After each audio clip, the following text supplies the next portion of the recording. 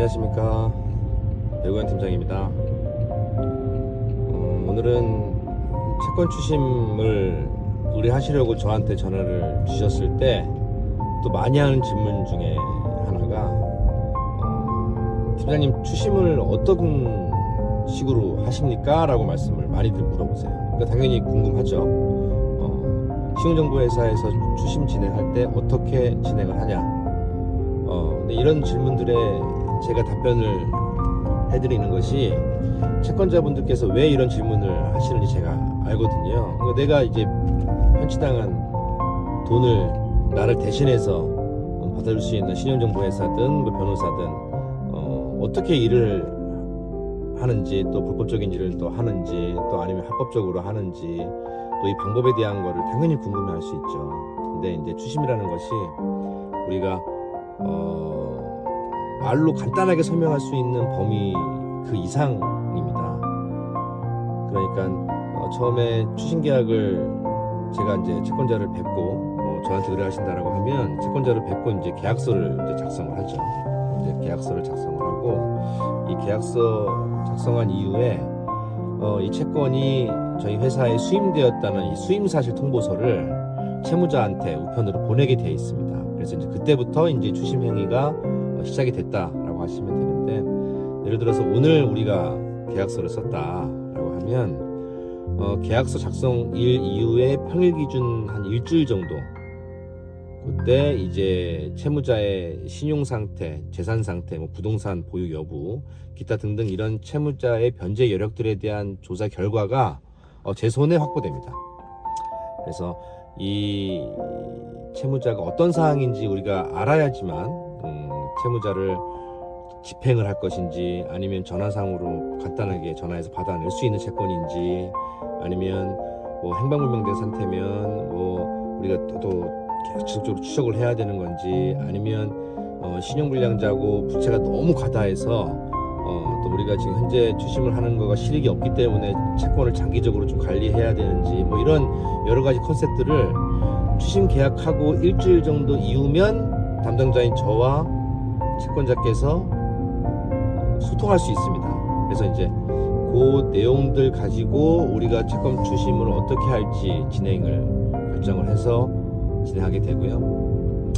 절차는 계약을 하고 추심을 하고 변제금을 수령해서 채권 종결, 뭐 큰 테두리는 이렇게 하는데, 채무자가 어떠한 사항이면 이렇게 하고, 또 이런 사항이면 이렇게 하고, 채무자의 사항들마다 할 수 있는 방법들이 너무나 많고 또 못하는 것들도 많기 때문에 어떻게 네가 돈을 받을 수 있냐, 박 팀장 네가 어떻게 돈을 받을 거야 라고 여쭤보신다 그러면 또 채무자의 변제 여력이나 채무자의 사항들을 확인하는 것이 첫 번째입니다. 그래서 저희는 신용정보회사에서는 합법적인 테두리 안에서만 추심 행위를 할 수 있고, 변제금 수령하는 것까지가 저희가 이제 하는 일입니다. 중간에 진행하는 과정 속에서 뭐 필요에 따라서는 뭐 소송도 할 수 있고요, 또 필요에 따라서는 강제 집행도 할 수 있고, 또 채권자 요청에 따라서 또 형사고소도 또 할 수 있고, 뭐 기타 여러 가지 추심을 진행하는 과정 속에서 가장 효율적인 방법을 선택하고 상의하게 됩니다. 그러니까 뭐 간혹 뭐 저한테 전화 주시는 분들, 여러분들이 뭐 다른 신용정보회사 아니면 다른 변호사무실에 맡겼더니 신나게 법 조치한다고 법비용만 받아가고 진전되는 것이 아무것도 없다, 이런 식으로 말씀하셨던 부분들이 꽤나 있었는데요. 신용정보회사에서 주도를 해서 법 조치를 할 수 없습니다. 법적으로 변호사법 때문에 이렇게 되어 있고, 저 같은 경우는 저는 채권자가 설득할 수 있을 만한 내용이 있을 때, 그러니까 채권자를 제가 설득해야 되지 않습니까? 뭐 예를 들면 채무자 홍길동 씨가 조사를 해봤더니 금융거래도 굉장히 활발하게 하고 가게 사업장도 가지고 있고 라고 한다라고 하면, 제가 뭐 바로 접촉하는 것보다 오히려 채무자의 뭐 가게 매출을 압류한다든가 하면서 최소한의 채권 보전을 하고, 또한 채무자가 압박 느낄 수 있을 만한, 왜냐하면 우리가 채권을 수임하고 바로 갔을 때 채무자가 하는 행동은 거의 다 거부 반응을 일으킵니다. 가장 먼저 하는 행동이 통장에 돈부터 빼겠죠. 그래서 뭐 이런 변수들을 없애기 위해서 압류를 먼저 한다든가 이런 채권 보전 조치를 먼저 하는 경우가 있습니다. 그랬을 때 어떤 근거에 의해서 저희가 하게 되지 않습니까? 그래서 어차피 이 추심 행위를 하면서 발생하는 법조치 비용들은 제가 또 설명드렸다시피 채권자가 오롯이 채권자의 부담으로 이어지기 때문에 채권자가 이 법조치하는 비용에 대한 소비를 수긍할 수 있게 제가 말씀을 드려야 돼요. 그래서 저는 그렇게 합니다. 이게 그 반대로 제가 법조치가 필요하다고 말씀을 드렸는데 법조치를 안 하시게 된다라고 해도 저한테는 어쩔 수 없는 일입니다. 현실이. 그래서 또 법조치를 안 한다 그래서 제가 이 채권을 포기하고 이런 부분들은 아니지만, 그래도 추심회사에 근무하는 추심 직원이 또 우리 채권자와 상의했을 때 설득력 있는 내용이다라고 하시면 법조치는 꼭 진행하셔야 됩니다. 왜냐하면 그 진행하는 그 타이밍이라든가 이런 부분들이 이 추심에 있어서 굉장히 결정적인 역할을 하기 때문에 그렇게 되고요. 또 법조치한 이후에 변제금을 또 수령하는 경우 발생하지 않습니까? 이제 예를 들어서 우리가 압류를 했는데 채무자가 압박을 느껴서 돈을 변제하겠다 이런 식으로 접촉을 해옵니다. 근데 보통 약점이 있으면 시간이 가면 갈수록 계속적으로 이자가 발생되기 때문에 그 이자의 부담 때문에 이제 채무자는 하루라도 변제를 빨리 하려고 합니다. 근데 그게 아니고 저와 합의하는 경우가 간혹 발생합니다. 이게 어떤 경우냐면 채무자가 신용불량자이거나 부채가 너무 과다하고 변제할 수 있는 여력이 없기 때문에 본인이 어디서 돈을 빌려온다든가 아니면 누구의 도움을 받아서 대의 변제를 해야 되는 경우가 발생을 해요. 그러면 채무자가 합의, 그러니까 감면에 대한 합의를 요구한다든가 또 분납에 대한 합의를 요구한다든가라고 할 수 있습니다. 예를 들면 지금 채권이 1,000만 원짜리인데 신용불량자고 개인회생을 할 예정이어서 채권이 법적으로 감면되거나 파산으로 아예 상실해 버릴 수 있으니 추심 직원 통해서 합의가 들어오는 경우 있어요. 이럴 때도 추심 회사의 자의적인 판단으로 합의를 강제로 할 수 없습니다. 그러니까 이게 무슨 말이냐면 이 채권자의 의사가 가장 중요합니다. 채권자가 합의할 의사가 없으면 합의를 못하게 되어 있습니다. 이 돈이라는 것이 저희는 단순히 이 채권을 수임받은 채권 추심을 수임받은 수임사일 뿐이고 위임한 채권자의 의사가 가장 중요하다. 그래서 감면, 분납 이렇게 진행하는 경우도 있고 또 그거 더러 제가 채무자의 약점을 잡기 위해서 연대보증인을 세워놓는 경우도 있고요. 또 추후에 형사고소를 하기 위해서 형사고소, 사기죄나 이런 부분들에 대한 결정적인 증거 확보를 위해 의도적으로 제가 덫을 설치해서 이제 각서를 좀 받아놓는 경우가 좀 덜어 있습니다. 그래서 그럴 경우에도 채권자를 설득해서 또 채권자와 소통해서 결정을 하게 된다.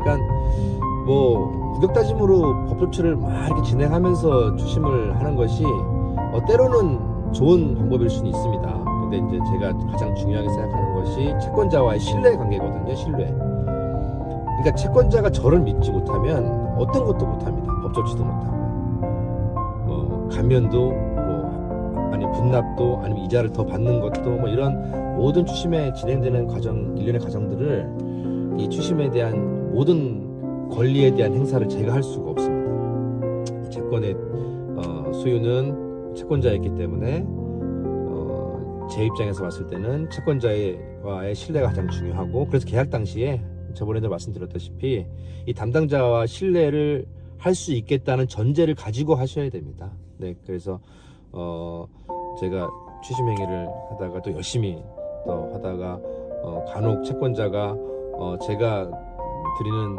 이런 조언이나 이런 부분들을 또 선택의 사항이 왔을 때 제 말씀을 안 듣고 본인 뜻대로 하다가 또 채무자가 파산으로 이 채권을 날려버린다던가 이래서 이제 한 푼도 못 받는 경우들이 꽤나 많습니다. 네, 그렇기 때문에 제가 허무맹랑한 이야기로 말씀드리는 게 아니고 어떤 근거가 있고요. 그 근거는 이제 페이퍼입니다. 어떤 자료가 있어야지만 이 사람이 변제 여력이 이렇게 있고 또 제가 만나보니까 이런 상황인 거고 이게 녹취든 뭐 이런 내용을 가지고 채권자를 끊임없이 소통을 좀 해야 되거든요. 그래서 이제 추심을 의뢰하시게 되면 의뢰해놨으니까 너 마음대로 해 이게 아니고요. 제가 이제 끊임없이 또 보고도 하고 또 소통하면서 또 이 돈을 지금 어떤 식으로 지금 받아내고 있는 과정인 건지에 대한 부분들도 공유를 교수적으로 하게 되고요.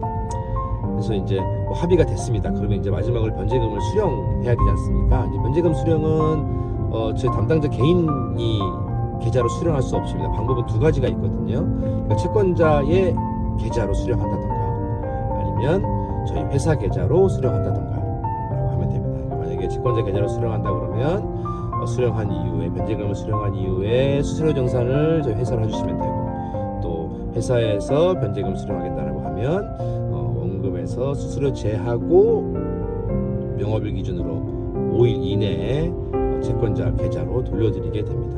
그래서 그렇게 변제금까지 수령하고 이제 추후에 이제 사후 관리, 예를 들면 이 채권에 대한 부분들을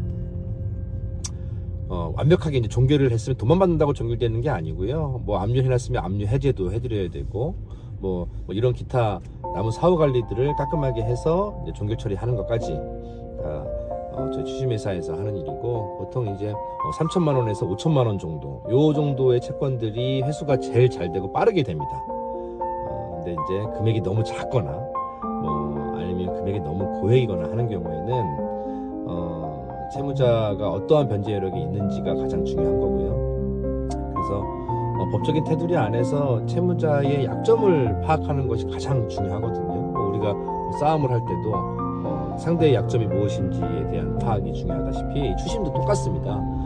그래서 이런 채권 추심 직원의 역량은 적재적소에 신속하게 할 수 있는 법조치 그리고 이 법조치를 하려고 한다 그러면 변호사 법무사는 저희가 아니지만 이 법적인 법 지식이 굉장히 좀 해박해야 됩니다. 그러니까 법 지식이 없이는 좀 추심을 하기가 쉽지가 않고요. 말로만 받아낸다라고 하시면 뭐 상관없겠지만 그렇지 않을 경우에는 법 지식이 좀 해박한 법 지식을 좀 가지고 있어야 되는 거고 또 열정도 중요하고요. 또 의지도 중요하고 또 이동에 대한 또 기동력도 좀 줘야 됩니다. 언제든지 뭐 채무자가 갑자기 만나야 되는 경우도 발생할 수 있고 그렇기 때문에 어차피 신용정보회사에서는 저 같은 경우에는 이제 회수해야지만 수수료가 발생을 하는 시스템이어서 제가 잘 먹고 잘 살려면 제가 열심히 해야 됩니다. 그래서 그런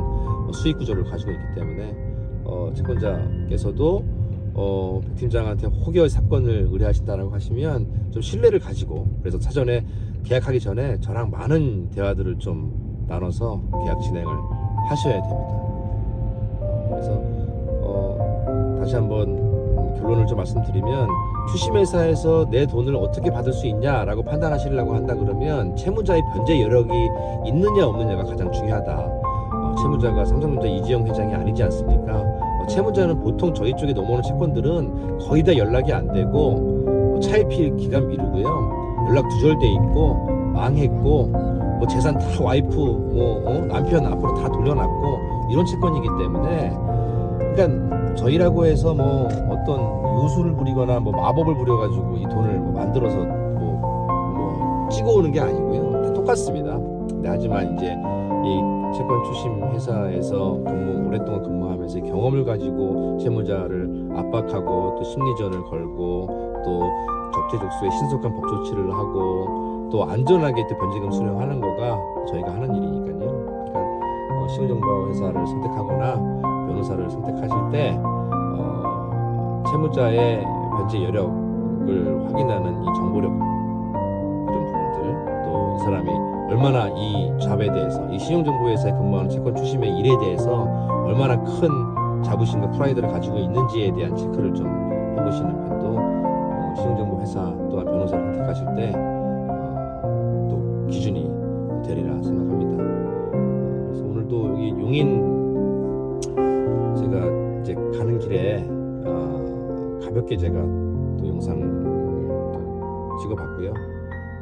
제가 짬이 나는 대로 또 채권자가 이 신용정보회사라는 회사에 대해서 궁금한 점들 또 요새는 또 블로그나 유튜브나 또 많은 저희 선후배 분들이 많이 홍보도 해주시고 또 하셔서 예, 많이 알고도 계시지만 또 저에 대한 궁금한 부분들 또 평소에 저한테 전화를 주셔서 상담 중에 채권자가 많이들 또 의문점을 갖는 부분들에 대해서 시간이 나면 좀 설명을 좀 드리고요. 좀 이따가 동상경매 진행하기 전에 제가 그 현장 그 사진이나 영상들을 혹여 찍을 수 있다라고 한다 그러면 또 찍을 시간적인 여유가 있다라고 한다 그러면 현장 분위기도 제가 좀 보여드리고 그럴 기회를 좀 갖도록 하겠습니다. 오늘 하루도 좋은 하루 잘 보내시고 또 내일은 또 주말인데요. 주말에 가족분들과 또 행복하게 잘 지내시길 바라겠습니다. 상담은 24시간 언제든지 편하게 주시면 되니까요. 부담 갖지 마시고 전화 주십시오. 그러면 오늘 하루도 건승하십시오.